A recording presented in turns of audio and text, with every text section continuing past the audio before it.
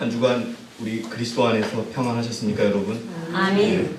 이 귀한 날에 오늘도 오직 하늘에서만 오는 우리 주 예수 그리스도로부터만 오는 그런 평안으로 거룩한 날 보내시기를 진심으로 바라겠습니다. 오늘 제가 나눠드린 오늘 설교의 제목은 뭡니까, 여러분? 남은 무리의 뭡니까, 여러분? 대쟁투입니다. 사실 7,000년 동안 이 대쟁투가 이 땅에 있었습니다. 하늘에서 시작이 됐고요, 또 이 땅에서 있었고 지금도 이어지고 있습니다.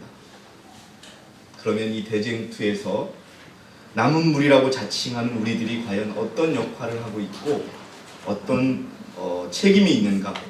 그래서 오늘 남은 무리로서 우리가 대쟁투의 역사 속에서 어떤 위치를 차지하고 있는 것에 관해서 간단히 살펴보는 그런 시간을 갖도록 하겠습니다.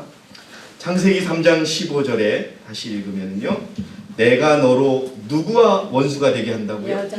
여자. 자, 여자는, 성경의 여자는 무엇을 의미하죠? 집사님 크게 얘기하셔도 돼요. 교회. 예.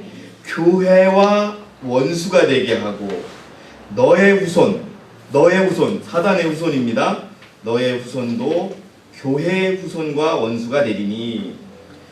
여자의 후손은 사단의 어디를 상하게 한다고요? 머리를 상하게 하고, 너는 그의 무엇을 상하게 할 것이니라?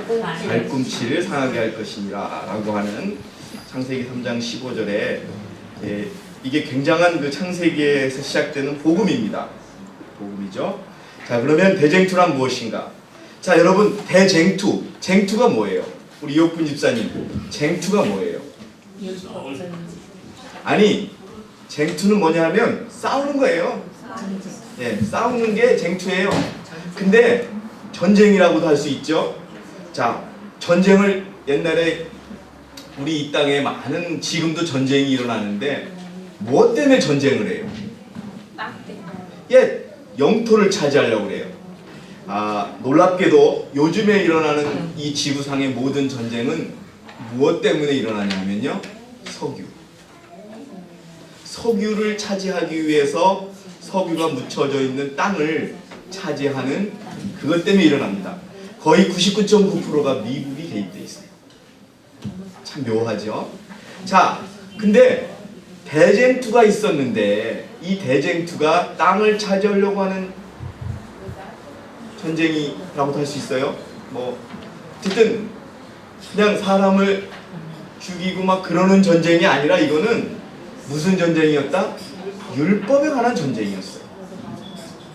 그래서 첫 번째 대쟁투가 하늘에서 있었다는 걸 계시록이 말해줍니다.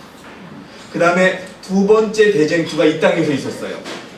그게 여러분, 그 대쟁투가 누가 이겼느냐를, 두 번째 대쟁투의 승자를 가린 곳이 바로 어디냐 하면 오늘 우리가 교과에서 배운 어디예요? 십자가였던 겁니다. 그런데 거기에도 대쟁투가 끝나지 않고 지금까지 대쟁투가 이루어지는데 그건 누구와 누구의 싸움이냐 하는 것을 보도록 하겠습니다. 자, 우리 박수정 집사님 계시록 12장 7절에 한번 읽어주세요. 계시록 12장 7절입니다. 하늘에 전쟁이 있으니 미가엘과 그의 사자들이 용으로 더불어 싸울 새 용과 그의 사자들도 싸우나. 예, 하늘에 전쟁이 있다라고 계시록에 적습니다. 여러분, 많은 그리스도인들이 있지만 한번 물어보세요. 성경을 자주 읽지 않은 분들은 하늘에 전쟁이 있었다는 걸 몰라요. 그래서 하늘에 전쟁이 있었습니다 라고 하면은 깜짝 놀래요. 막 치고받고 사람을 죽이는 전쟁이 있었습니까? 라고 물어봐요. 아니요, 율법 전쟁이었습니까? 라고 하면은 그 다음에 우리가 안식일을 전하는데 상당히 유리합니다. 여러분 기억하세요. 전쟁이 있었는데 미가엘이 싸우고 용이 싸워요. 그 다음에 미가엘의 사자들과 용의 사자들이 싸워요. 그랬는데 결과가 나왔어요. 12장 8절 9절에 이기지 못하여, 누가 이기지 못했어요? 마귀가 이기지 못해서 다시 하늘에서 저희의 있을 곳을 얻지 못한지라 용이 내어 쫓기니 옛뱀 곧 마귀라고도 하고 사단이라고도 하는 온 천하를 꿰는 자라 땅으로 어떻게 하니? 내어 쫓기니 그의 사자들도 저와 함께 내어 어떻게 하니라? 쫓기니라. 전쟁을 해서 졌어요. 누가? 사단이. 누구한테? 미가엘이 누구를 의미해요? 예수님을 상징해요. 예? 예수님과 사단 간의 율법을 놓고 싸우는 것이 대쟁투입니다, 여러분. 우리가 이 대쟁투 속에서 우리들의 삶 속의 작은 어려움들도 결과적으로는 다 이것 때문에 비롯돼요. 그러니까 여러분, 이 싸움의 본질을 오늘 알아야 돼요. 그리고 오늘 우리는 교과 시간에 그리스도께서 십자가에 돌아가셨어요. 그 돌아가심이 무슨 의미로서 진정한 승리였는가를 우리가 알아야 됩니다. 그분은 율법 때문에 본인이 만드신 율법을 지키기 위해서 돌아가신 겁니다. 우리가 그걸 알아야 되겠죠? 그래서 여러분, 율법 전쟁이 있었어요. 그런데 여러분 잘 아시죠? 누가? 루시퍼가, 예수님의 바로 밑에 있던 위치에 있던 루시퍼가 예수님을 직접 공격했어요? 대쟁투는 예수님을 직접 공격한 게 아니었어요. 예수님이 만든 율법을 공격합니다. 율법이 너무 가혹하다, 율법을 지킬 수 없다, 그렇기 때문에 예수님은 사랑의 예수님이 아니고 무서운 예수님이다, 이런 식으로 천사들을 깼어요. 그의 사자들을 깼습니다. 여러분, 우리가 그 꾀임에 몇 명이 넘어갔다라고 여러분 알고 있어요? 몇 프로가? 3분의 1의 천사들이 넘어갔어요. 그러니까 막 뭐라 그래요? 아니, 예수님 좋은 분인 줄 알았더니 나쁜 분이네, 막 천사들끼리 떠드는 거예요, 막. 그래서 전쟁을 합니다. 그때 사단과 그의 사자들이 이 땅에 쫓겨나옵니다. 자, 그래서 이 땅에서 6,000년, 7,000년 동안 싸워요. 무엇을 가지고? 율법을 가지고. 핵심은 뭐냐? 사람이 율법을 지킬 수 있느냐 없느냐, 이거 가지고 싸우는 거예요. 그래서 여러분, 이 땅에서도 율법 전쟁이 있었는데요, 그 결과가 나옵니다. 계시록 12장 10절에서 12절 제가 읽겠습니다. 내가 또 들으니 하늘에 큰 음성이 있어 가로되 이제 우리 하나님의 구원과 능력과 나라와 또 그의 그리스도의 권세가 이루었으니 우리 형제들을 참소하던 자, 곧 우리 하나님 앞에서 밤낮 찬송하던 자가 어떻게 했고? 쫓겨났다. 또 여러 형제가 어린 양의 피와 자기의 증거하는 말을 인하여 저를 이기었으니 그들은 죽기까지 자기의 생명을 아끼지 아니하였도다. 그러므로 하늘과 그 가운데 거하는 자들은 즐거워하라. 그러나 땅과 바다는 화 있을진저 이는 마귀가 자기의 때가 얼마 못된 줄을 알므로 크게 분내어 너희에게 갔음이라 하더라. 여러분, 십자가에서 그리스도는 완전히 승리하였습니다. 완전히 승리하였어요. 그래서 제가 늘 말씀드렸죠. 십자가에서의 그리스도의 승리가 조금이라도 부족했다거나 조금이라도 완벽하지 못했다고 주장하면 그건 100%보다 이단 사입이다. 100%. 왜냐하면 여러분, 루시퍼가 공격했던 건 그리스도예요. 이단 종교들도요, 예수님이 잘못됐다고 공격을 해야만이 자기 역할이 있는 거예요. 여러분, 우리가 어느 순간에 예수 그리스도의 부족함을 우리의 마음에 받아들인다면요, 우리도 똑같이 그 일을 하는 거예요. 굉장히 여러분, 그래서 여러분 이 교회에 2, 3년 전에 율법이 틀렸다라고 얘기하는 그런 일들이 있었던 거예요. 그럼 대쟁투의 재상은 뭐냐? 쉽게 말해서 율법 가지고 싸우는 거예요. 율법 2페이지 하단에 명확하게 나와 있습니다. 부조와 선지자 69페이지에 대쟁투는 최초부터 무엇에 관한 것이었다? 하나님의 율법에 관한 것이었다. 총을 들고 사람을 죽이는 전쟁이 아니라 율법이 지킬 수 있느냐 없느냐 하는 겁니다, 여러분. 사단은 하나님이 불공평하시며 그분의 율법에 결함이 있고 우주의 행복을 위하여 그것을 변경해야 할 필요가 있다는 것을 증명하려고 애써왔다. 바뀌어야 된다고 주장하는 거예요. 그 실질적으로 그들이 바꿨습니까? 안 바꿨습니까? 안식일도 바꿔버린 거예요. 여기에 나와 있는 겁니다, 여러분. 율법을 공격함으로 그는 그 율법의 제정자의 권위를 뒤집어 엎으려고 했다. 그 대쟁투에서 하나님의 율례에 결함이 있어 변경해야 되는지 혹은 완전하여 변할 수 없는지가 나타나게 될 것이었다. 그래서 여러분, 하와에게 다가와서, 뱀이 하와에게 다가와서 정령 죽으리라 하더라. 하나님은 뭐라고 말씀하셨어요? 죄의 싹은 어떻게 된다? 사망이다. 죽을 것이다 라고 얘기했는데 하와한테 와가지고는 그거 틀렸어. 응? 안 죽어. 여러분, 똑같은 일을 벌였던 거예요. 그리고 두 번째로 사단이 공격하고자 했던 것은 하나님의 품성이었습니다. 하나님이 겉으로는 사랑 얘기하고자만 죄인은 죽어야 한다고 얘기해. 그게 사랑이야? 이렇게 얘기합니다. 그래놓고 뒤쪽에서는 자기가 율법을 만들어 놓고 사람을 왜 용서해? 이런 얘기를 하는 거예요, 사단이. 여러분, 우리가 분명히 알아야 될 것은 그리스도의 사랑은 자비에 치우친 사랑이 아니요 공의에 치우친 사랑이 아니라는 걸 분명히 아셔야 됩니다. 무조건 용서해 주는 거, 그게 그리스도가 이루셨던 사랑이 아닙니다. 자, 품성에 때문에 어떻게 공격을 하느냐? 사단은 하나님의 품성과 죄의 성질과 대쟁투에 걸려있는 진정한 문제를 잘못되게 나타내기 위하여 끊임없이 노력해왔어요. 그의 궤변은 하나님의 율법에 대한 의무관념을 박약하게 하여 사람들에게 죄를 범하게 만듭니다.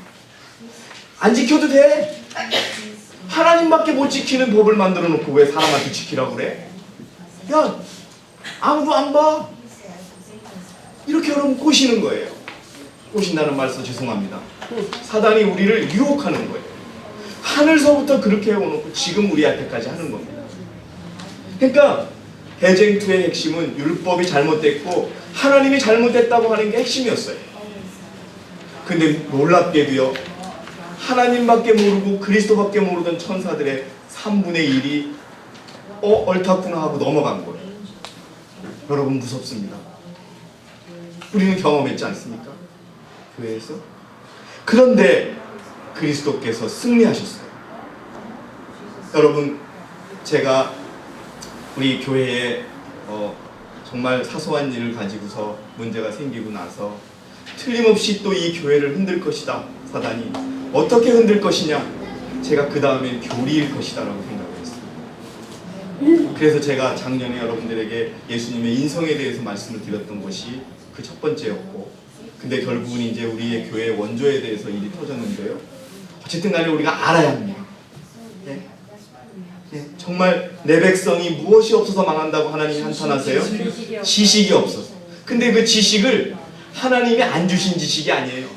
내가 내게 지식을 줬는데 너희들이 어떻게 했다? 거절했다. 그러므로 나도 너를 거절한다라고 하십니다. 다 알려준 지식을 안 받아들이는 거예요. 참 여러분, 우리가 놀라운 겁니다. 네? 자, 근데 어쨌든 대쟁투에서 십자가에서 승리하셨어요. 우리 박수영 집사님, 그거 읽어주세요. 3페이지. 십자가에서 완전히 승리했다고 하는 걸 읽어주시기 바랍니다. 십자가의 승리. 예. 그리스도께서 십자가 위에서 숨을 거두시며 고통 중에 다 이루었다고 부르짖을 때에 승리의 함성이 온 하늘과 모든 세계에 울려 퍼졌다. 그렇게 오랫동안 이 세상에서 진행되어 오던 대쟁투의 승부가 그때 한가름이 났다. 승리자는 그리스도이셨다. 그분의 죽음은 아버지 하나님과 아들이 사람을 위하여 자기 부인과 희생의 정신을 발휘하실 만큼 충분한 사랑을 가지셨는지에 대한 의문을 풀어주었다. 사단은 거짓말쟁이요 살인자로서의 자신의 참 성격을 드러냈다. 여러분, 사단 원래 마음속에 그리스도를 죽이고자 하는 마음이 있었습니까? 없었습니까? 있었죠. 그런데 천사들을 하늘에서 꼬실 때 내가 그리스도를 죽일 거야 이렇게 하면서 꼬셨을까요? 그렇게 안 꼬셔요. 아, 우리가 봤을 때 율법이 조금 잘못된 거야 이런 식으로 접근하죠. 그리고 마찬가지예요 여러분. 이 땅에서도 사단은 그리스도를 죽이겠노라고 접근한 건 아니었어요. 다만 그가 사람들에게 너희를 더 행복하게 하기 위해서야, 너희가 좀 더 자유롭게 되기 위해서야라고 접근했지만 결과는 뭐였어요? 그리스도를 죽이게 된 거예요. 그때 사단은 하늘과의 관계가 완전히 끝났습니다. 다음 페이지 한번 넘겨보시면은요, 그리스도께서는 당신이 이루려 오신 사업을 완수할 때까지는 숨을 거두지 않으시다가 임종을 하시면서 다 이루었다고 부르짖으셨다. 싸움은 승리로 끝났다. 그분의 오른손과 거룩한 팔이 그로 승리하게 했다. 그분은 정복자로서 당신의 깃발을 영원한 고지 위에 꽂으셨다. 천사들이 기뻐하지 않았겠는가? 온 하늘은 구주의 승리의 개가를 불렀다. 사단은 패배했다. 그는 자기의 나라를 잃어버렸다는 것을 알았다. 여러분, 뒤에 5페이지 중간에 보세요. 욥기가 있지요. 그거 우리 이재필 형제께서 한번 읽어주세요. 욥기 1장 6절에.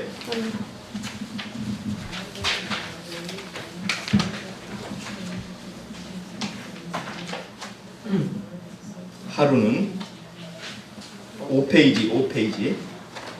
맨 위에.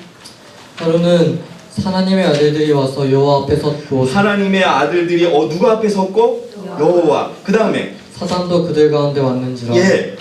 십자가에 예수님이 돌아가시기 있기 전에는요, 그렇게 하늘에서 반역을 했지만 사단이 하나님을 만날 수 있었어요. 찾아가서 계속 참소했어요. 누구에 대해서? 그리스도에 대해서. 그러나 십자가에 돌아가신 이후에 결코 다시는 사단은 하나님 앞에 나타날 수가 없었어요. 완전히 쫓겨난 결과가 되는 겁니다. 그래서 여러분 4페이지 중간으로 다시 돌아가면은요, 우리 그것도 읽어주세요. 우리 이제 배영재께서 시대의 소망 761페이지예요. 사단이 쫓겨난. 사단은 자기의 가면이 벗겨진 것을 알았다. 그때 사단이 자기의 본체가 드러난 거예요. 자기가 사람들을 생각하고 사랑해서 그런 문제를 제기했던 것이 아니라 그리스도를 죽이려고 했다는 것이 드러난 겁니다.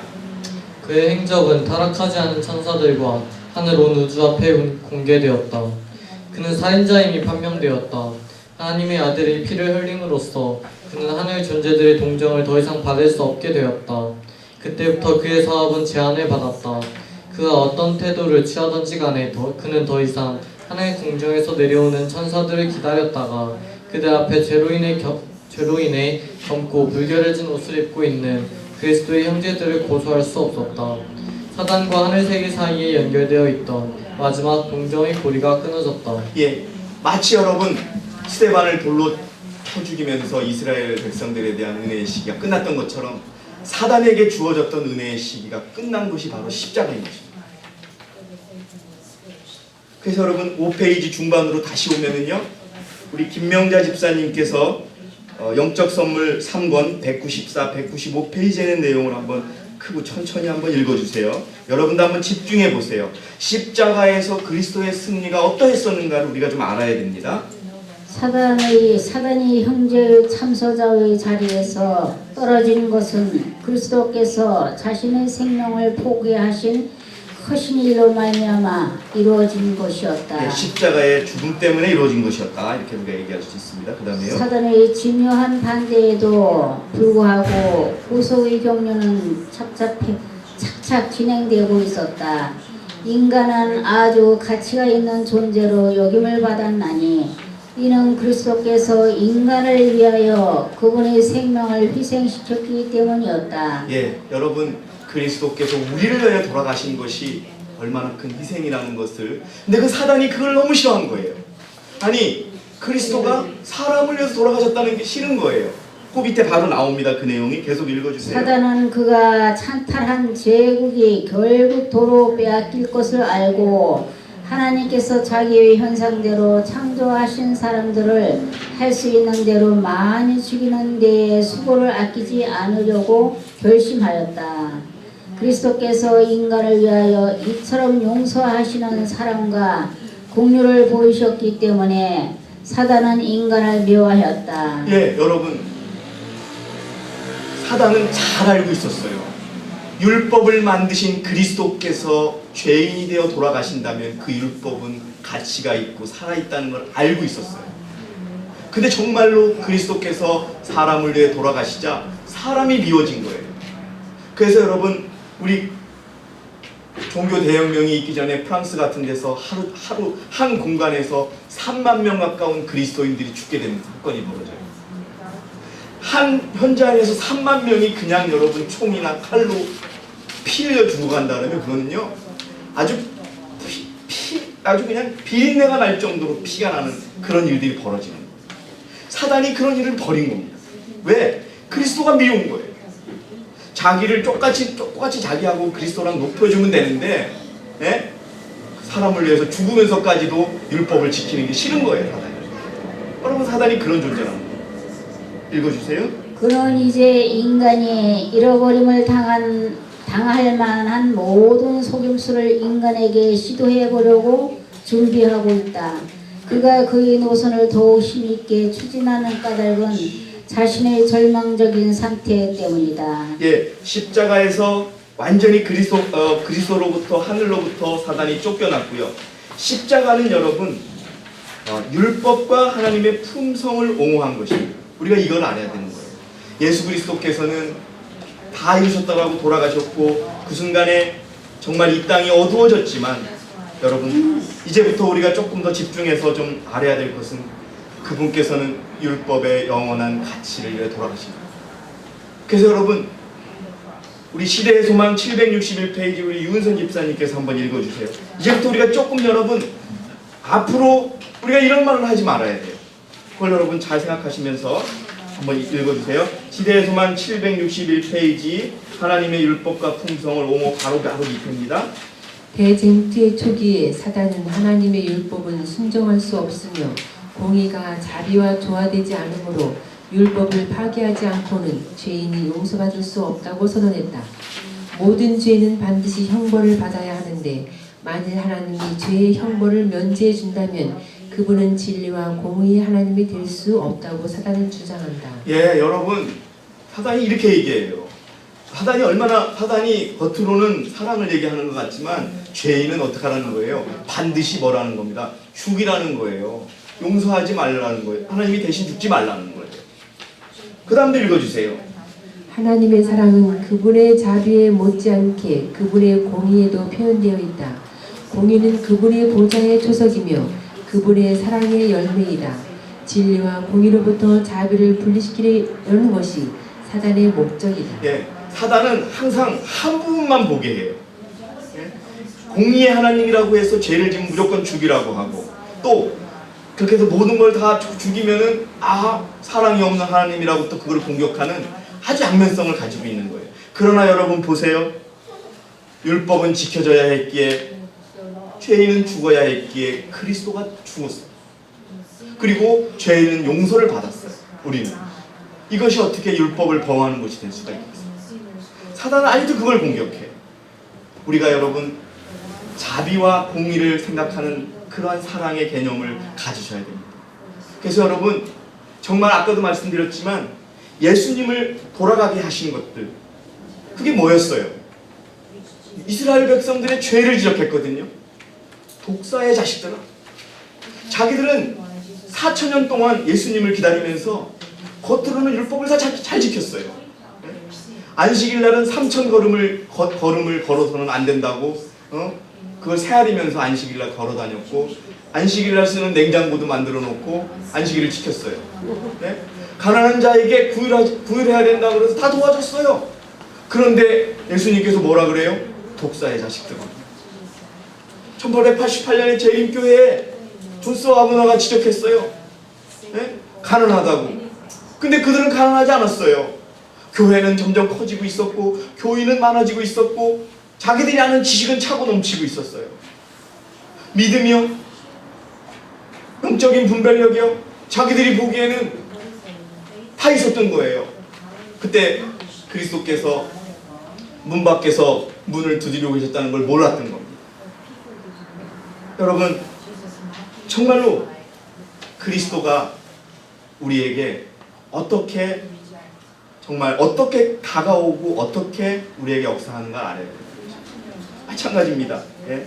사단은 그렇게 그리스도를 계속 우리가 거절하게끔 그렇게 만들었던 거예요. 시대의 소망 762페이지에 같은 내용입니다만은 예수님을 통하여 하나님의 자비가 사람들에게 났지만, 자, 자비가 나타났다는 건 뭐예요? 예수님 때문에 죽어야 될 우리가 죽지 않았다. 이게 자비입니다. 그 자비가 공의를 제거하는 것은 아니다.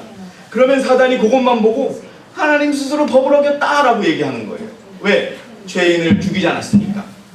근데 아니라는 거죠. 율법은 하나님의 성품과 특성을 나타내고 있으므로 타락한 인류에게 알맞게 1.1핵이라도 변경할 수는 없는 것이다. 하나님께서는 그분의 율법을 변경하지 않으셨으나 인류의 구속을 위하여 그리스도 안에서 자기 자신을 희생하셨다. 이걸 아직도 사단이 몰라요. 아니, 알면서도 거짓으로 우리에게 자꾸 설명하는 것이죠. 우리 강범준이 고린도 후서 5장 19절을 한번 읽어주시기 바랍니다. 7페이지. 예, 7페이지. 이는 하나님께서 그리스도 안에 계시사 세상을 자기가 화목하게 하시며 저희의 죄를 누구에게 돌리지 않고요? 자기에게. 우리의 죄를 우리에게 돌리지 않으시고 누구에게 돌리셨어요? 그리스도께 돌리셨다는 겁니다. 이게 어떻게 공의를 깨는 거예요? 자, 우리 그 다음에 시대의 소망 760페이지 조명재 사모님께서 읽어주시기 바랍니다. 이게 핵심입니다, 여러분. 그리스도께서는 당신의 생애와 죽음을 통하여 하나님의 공의는 그분의 자비를 손상시키지 않을 뿐만 아니라 죄는 용서받을 수 있고 하나님의 율법은 의로우며 온전히 순종할 수 있다는 사실을 입증하여 하셨다. 예, 아멘입니다, 여러분. 이게 사단에게 그 다음도 읽어주세요. 율법에 대한 사단의 비난은 반박을 당했다. 하나님께서는 인류에게 그분의 사랑이 명백한 증거를 주셨다. 예, 여러분, 그리스도께서 우리를 위하여 돌아가신 것은요, 마치 차를 만든 사람이 차를 위해서 목숨을 바친 거랑 똑같아요. 그냥 생명이 없는 차를 만든 사람이 차가 너무 예뻐서 있을 수도 없는 말씀을 여러분에게 제가 지금 드리는 거예요. 그냥 피조물이 잘못됐어? 그러면 그만이에요. 내 법대로 죽어. 근데 여러분, 그 피조물을 위하여 돌아가셨다고 하는 거, 아까도 우리 안 교장님께서 말씀하셨던 것처럼 그게 우리들의 마음을 붙잡아야 됩니다. 하나님의 공의는 그분의 자비를 손상시키지 않고 죄는 용서받을 수 있고 하나님의 율법은 의롭고 온전히 순종할 수 있다는 사실을 입증하신 겁니다. 그래서 우리가 믿고 살아가는 것입니다. 그 다음 것도 한번 읽어주세요. 정말 중요한, 왜 예수님이 돌아가실 수밖에 없었느냐 하는 겁니다. 그리스도께서 사람의 아니요. 율법이 변경될 수 있었더라면, 맨 밑에 문다. 예, 읽으셨던 거 다음에 율법이 변경될 수 있었더라면, 율법이 변경될 수 있었더라면 사람은 그리스도의 희생이 없어도 구원받을 수 있었을 것이다. 그러나 그리스도께서 타락한 인류를 위하여 당신의 생명을 희생하여야 할 필요가 있었다는 사실은 하나님의 율법은 죄인을 율법이 요구해서 면제하지 않는다는 것을 증명한다.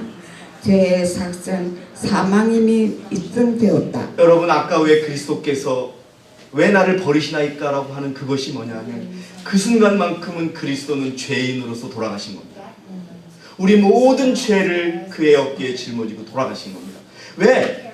죄의 싹은 무엇이기 때문에? 사망이기 때문에. 그러니까 여러분, 우리가 그리스도로부터 받은 사랑이 얼마나 큰지를 정말 마음으로 깨달으셔야 돼요. 네? 하나님이 우리를 위해 돌아가셨어요. 그것도 다음도 읽어주세요. 그리스도께서 사람의 범죄의 형벌을 받으신 바 바로 그 사실은 모든 창조된 지적 존재들에게 율법은 불변이며 하나님은 의로우시고 자비로우시며 자기를 부인하는 분이시라는 것과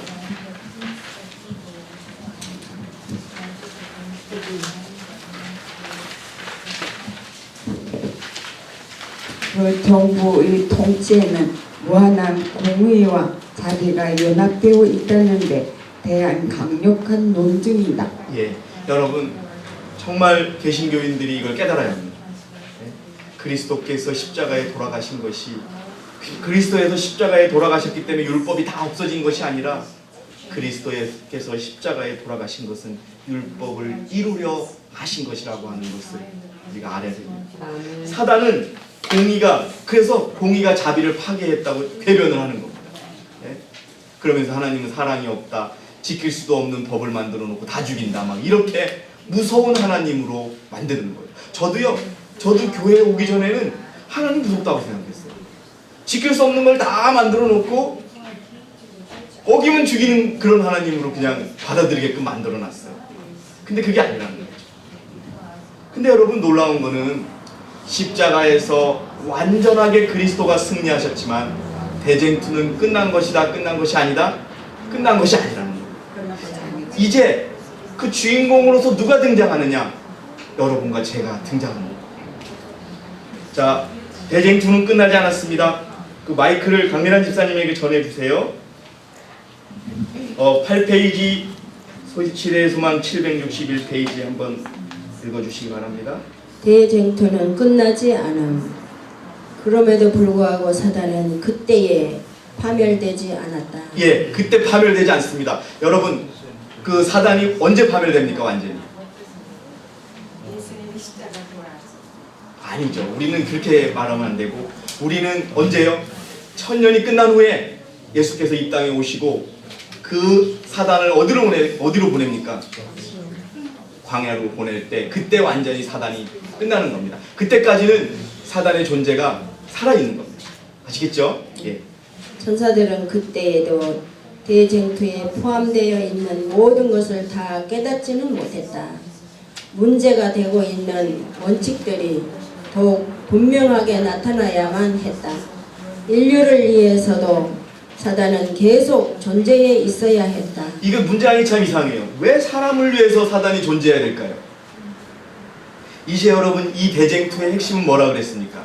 율법을 지킬 수 있다 없다가 핵심이었죠. 근데 이제 예수님께서는 사람으로서 율법을 지키셨어요? 못 지키셨어요? 지켰었어. 지키셨죠. 그런데 사단이 또 비난을 해요. 예수님은 하나님이셨기 때문에 지켰다는 거예요. 그러면 뭐예요? 예수님을 믿는, 오로지 믿는 믿음을만을 가지고서도 율법을 지킬 수 있는 사람을 있다는 걸 예수님께서 보여주시겠다고 사단한테 약속을 하는 겁니다. 무슨 말씀인지 아시겠죠? 그게 이제 계시록 12장 7절이에요. 여러분 어디 가서 IMS의 주제적인 성경 구절이 어디냐? 라고 하시면 이겁니다. 용이 여자에게 분노하여 돌아가서 그 여자의 남은 자손 곧 하나님의 계명을 지키며 예수의 증거를 가진 자들로 더불어 싸우려고 바닷모래 위에 섰더라. 우리가 율법을 지키는지 안 지키는지를 검증해주는 수단으로 작용하는 게 사단이에요. 그러니까 여러분 이런 문장이 쓰인 거예요. 사단이 우리를 위해 있는 겁니다. 게임은 끝났어요.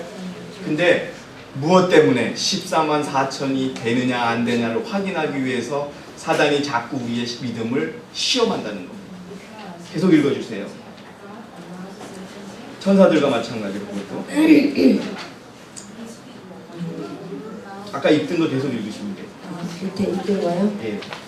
천사들과 마찬가지로 인류도 영광의 왕과 흑암의 왕 사이에 있는 차이점을 알아야만 한다. 예.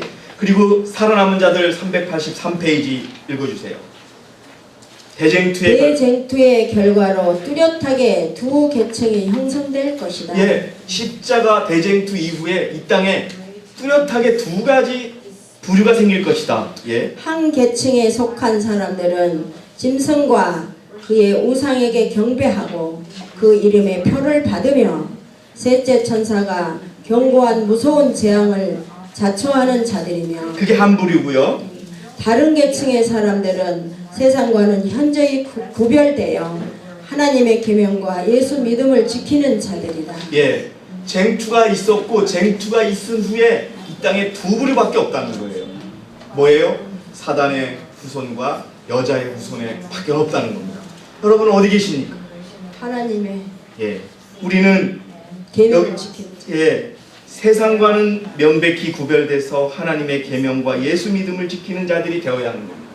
그래서 용이 분노해서 돌아가서 바닷모래에서 싸우려고 하는데 용하고 싸우는 그 싸움 대상이 여자예요, 여자의 후손이에요? 여자의 후손이라는 겁니다. 그게 우리라는 겁니다.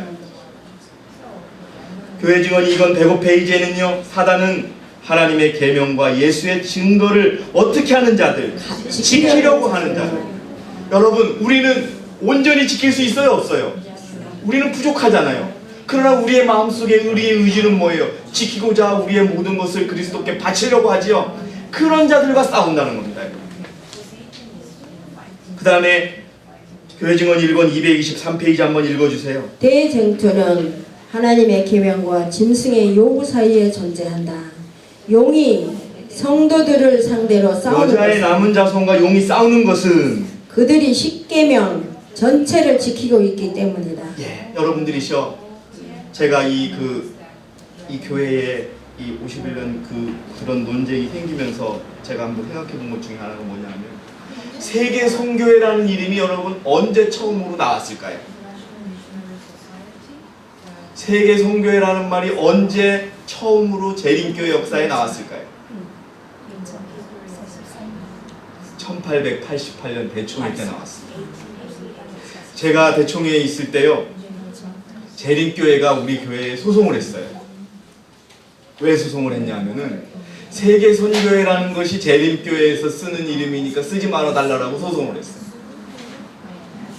근데 우리가 이겼어요. 왜 이겼느냐? 1888년에 맞아요.